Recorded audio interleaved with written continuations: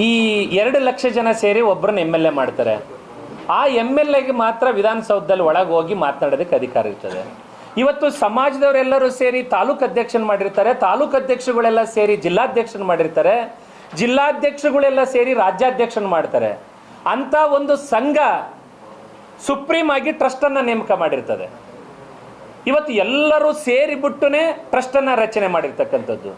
ಜೊತೆಗೆ ಇವತ್ತು ರಾಜ್ಯದ ಕಾರ್ಯಕಾರಿ ಸಮಿತಿಯ ಸದಸ್ಯರು, ರಾಜ್ಯದ ಎಲ್ಲ ಪ್ರಧಾನ ಕಾರ್ಯದರ್ಶಿಗಳು, ಉಪಾಧ್ಯಕ್ಷರು ಎಲ್ಲರೂ ಸೇರಿ ಇವತ್ತು ಸ್ವಾಮೀಜಿ ವಿಚಾರವಾಗಿ ನೀವು ಏನು ಕ್ರಮಗಳನ್ನು ತಗೊಂಡ್ರೂ ಕೂಡ ನಮ್ಮೆಲ್ಲರ ಸಹಮತ ಇದೆ ಅಂತೇಳಿ ರೆಸಲ್ಯೂಷನನ್ನು ತಾಲೂಕು ಅಧ್ಯಕ್ಷರು, ಜಿಲ್ಲಾಧ್ಯಕ್ಷರು, ರಾಜ್ಯ ಕಾರ್ಯಕಾರಿ ಸಮಿತಿಯ ಎಲ್ಲರೂ ಕೂಡ ಆ ರೆಸಲ್ಯೂಷನ್ನ ಟ್ರಸ್ಟಿಗೆ ಕೊಟ್ಟ ಮೇಲೇ ನಾವು ಈ ತೀರ್ಮಾನ ತಗೊಂಡಿದ್ದೇವೆ ವಿನಃ ಇವತ್ತು ನಾವಾಗಿ ಆ ತೀರ್ಮಾನ ತಗೊಂಡಿಲ್ಲ.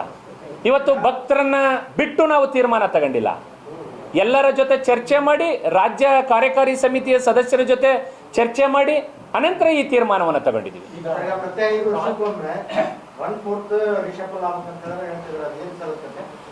ಸರ್, ಅದನ್ನ 1/4 ರೀಶಫಲ್ ಲಾಭಕ್ ಟ್ರಸ್ಟ್ ಅಂತ ಹೇಳ್ತಾರೆ. ನಾನು ಒಂದು ಸ್ಪಷ್ಟಪಡಿಸ್ತೇನೆ. ಏನು ನಮ್ಮಲ್ಲಿ ಪೀಠ ಹುಟ್ಟಿದಾಗ 2008ರಲ್ಲಿ ಟ್ರಸ್ಟ್ ರಚನೆ ಆಯಿತು.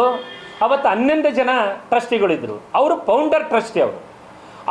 ಅವ್ರ ಸಾಯೋವರೆಗೂ ಅವ್ರು ಬದಲಾಗೋದಿಲ್ಲ.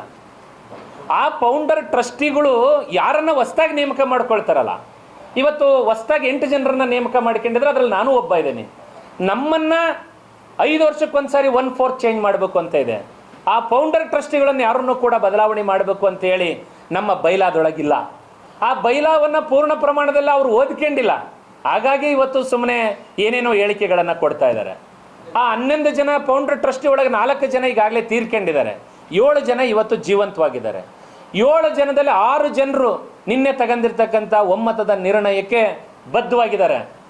6 ಜನ ಸೇರಿ ಆ ಫೌಂಡರ್ ಟ್ರಸ್ಟಿಗಳು ಈ ತೀರ್ಮಾನವನ್ನು ತಗೊಂಡಿದ್ದಾರೆ.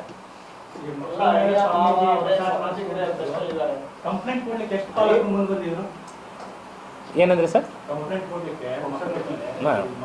4 ಜನ ಮುಂದೆ ಬಂದಿದ್ದಾರೆ.